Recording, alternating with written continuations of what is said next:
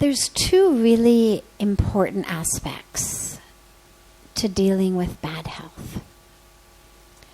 And they sound contradictory, but they're not, and it's important to address both of them. One of them is we create our own realities. That's one truth. And the other truth is the body is made of matter. It's subject to the rules of nature. It's not who you are. And they're both very, very important because we now know with a lot of beautiful spiritual science, science of epigenetics, science of quantum physics, science of yoga, the power of the mind on the physical body. Everything ranging from immune system function to the expression of genes. There's entire fantastic bodies of research showing how thoughts, intentions, emotions, beliefs, feelings, literally create that which is happening in the body. And so from that perspective, it's very, very important that I not get my mindset focused on, I have this disease. I am this disease. There's a lot of evidence that people who are falsely diagnosed with an illness, the false positives they call, in a lot of cases, tragically actually end up getting the illness because the strength of the period of time that they thought they had it until they get the call back from the lab or the doctor saying, oh my God, I'm so sorry, this was a false positive, has actually put such an impression in their bodies that the bodies actually generate the illness. And so one really important aspect is to remember that there is a mind that is actually controlling and impacting what happens in your body. And that you're not a passive victim of the body, but rather you are a creator with the universe of your body. And so therefore what you think, what you feel, what you believe, all of that plays a huge role, both in prevention as well as in dealing with illnesses when we get them. The downside of that belief is the place it's really easy to drop into, which is if you're sick, therefore there's a problem with how you're thinking.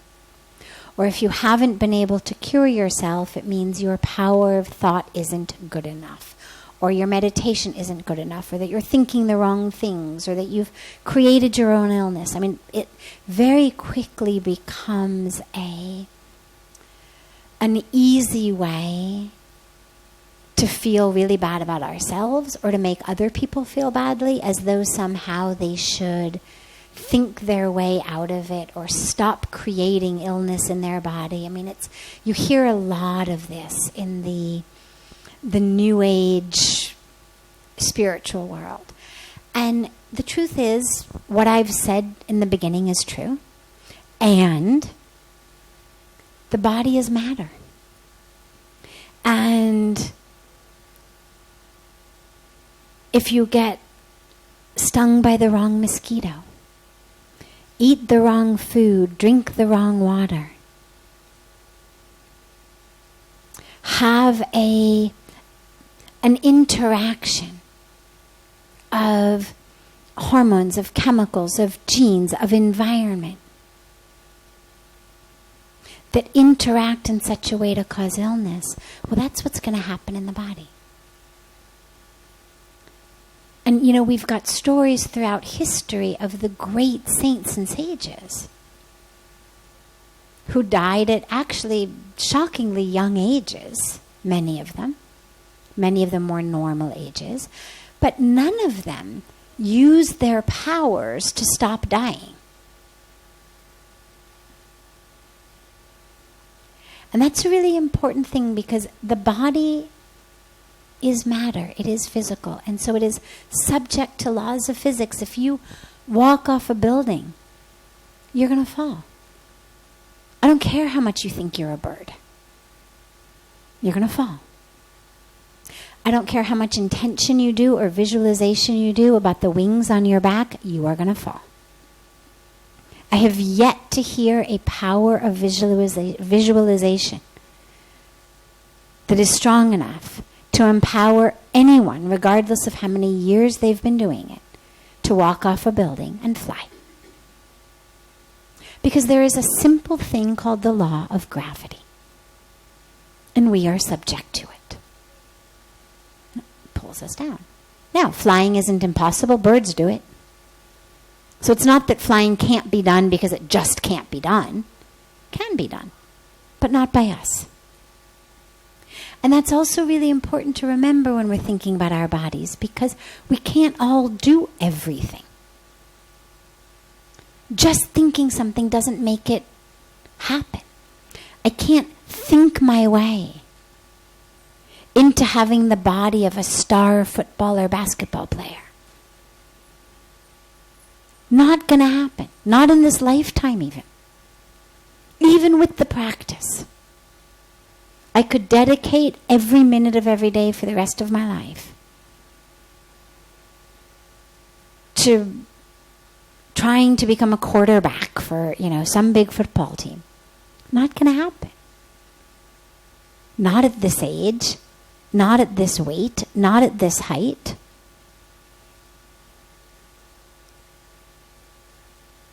My body is in a situation in which I cannot think it, or meditate it, or intention it into doing that. Some things I can do.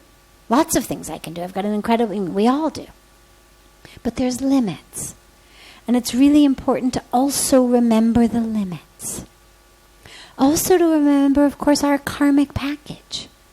Because that's what is spoken about, when the saints... they've gotten ill. What keeps coming up is, this is what's written for me. Why go against God's plan? Our greatest use of the power of intention is not so much how can I go against my karma, but rather, how can I find the most peace and joy and usefulness within my karma? And so I know I've just given you a lot of things that are utterly contradictory. It's not a matter of one being right. They're all right. And our physical health literally is made up of all of these things that coexist simultaneously. You have a body, it is subject to rules. It is matter, it responds like matter. And you have a mind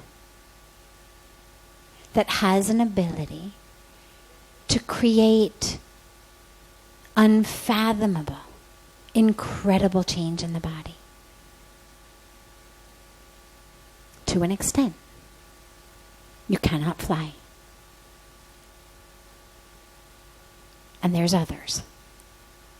But that at least makes us understand we're not omnipotent. We coexist with our bodies.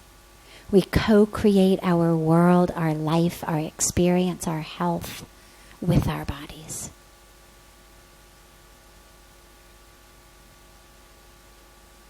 But it's not a matter of, who's on top. It's a matter of coexisting and co-creating as much health as I possibly can.